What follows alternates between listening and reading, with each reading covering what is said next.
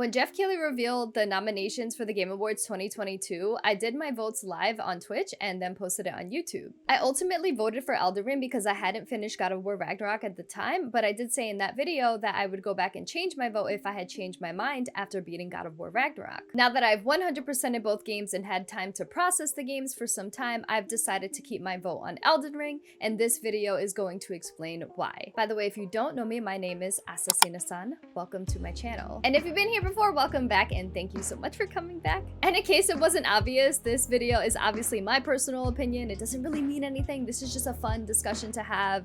It doesn't mean one game is good or bad or none of that bullshit. They're both great games, but I would still love to hear your opinion in the comments, even if you disagree with me. And fair warning, this will include light spoilers for both Elden Ring and God of War Ragnarok, so if you haven't finished those games, then I recommend you don't watch this video if you plan to finish them. And I want to preface this by saying that no matter what game wins Game of the Year, I won't be upset. In fact, I'll be happy either way because I think both of these games deserve it in their own ways. I enjoyed them both very, very much, and I'm really grateful that I got to experience both of these games in 2022. So here's the thing, while I was playing God of War Ragnarok, I had a feeling like, oh my god, this is one of the best games I've ever played. I laughed, I cried, I was mesmerized by the gorgeous environments and facial animations, and it had some of the coolest set pieces I've ever seen. Now that I've had time to process those initial reactions, I had to ask myself why I felt this way. It's because I have a 17-year relationship with the main character in the game, Kratos, and I've seen him grow immensely since 2005, like one of the best developed characters ever. This is the first game where I saw him hug, saw him pet an animal, attempt to tell a story or make a joke,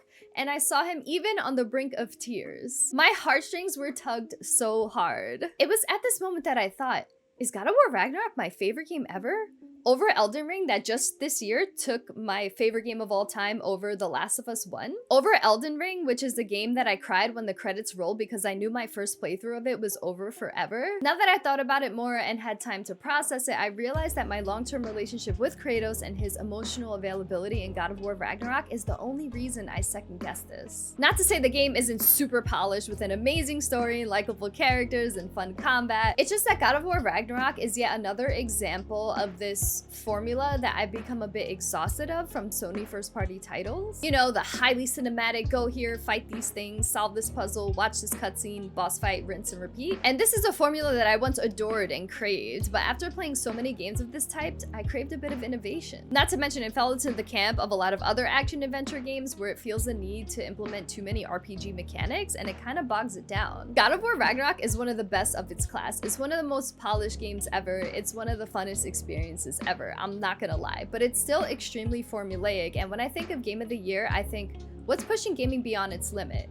And the answer for me is Elden Ring. When I was dropped into the lands between, I felt like the developers wanted me to pave my own path and craft my own story. And through that journey, I experienced the stories of other characters. I had so much autonomy over which direction of the map I explored, which combat builds I wanted to commit to, which NPCs I helped or killed, and which new age I chose to bring in as the new Elden Lord. Through that journey, I gazed upon that land like every inch of it was a painting, and the music told a vague story where my interpretation was just as valid as someone else's. Sure, Elden Ring may not be as polished or graphically enhanced as God of War Ragnarok, but its artistic direction is on the level of Nier Automata or Shadow of the Colossus. Even a dull color palette evokes an emotion without a single word being spoken. I'm not gonna lie, open world games are kind of played out, which is why I usually embrace games like God of War Ragnarok, but honestly, that game had more open world concepts imbued in it than I actually wanted. Elden Ring refreshed this open world formula in the same way that Zelda Breath of the Wild did. Nothing stopped me from going in the direction that I wanted to go. And as much as everyone likes to tell people how to play these types of game, I played it the way that I wanted to, using the tools that the developers gave me. But I could have also just not used them too, and that's really, really cool. In Elden Ring, no two people will have the same exact experience, whether it be which path they choose to explore first, how much they complete, which build they use, and how they interpret the lore. That to me is unmatched beauty, something only a video game can evoke, and that is why Elden Ring is my vote for Game of the Year at the Game Awards 2022. Thank you so much for listening to this video, and please let me know what game you guys voted for. I do plan to do a top 10 games of 2022 at the end of the year, which will include new games that are coming out in December. There's so many games, I can't believe it. Callisto Protocol, Final Fantasy VII Crisis Core, and High on Life.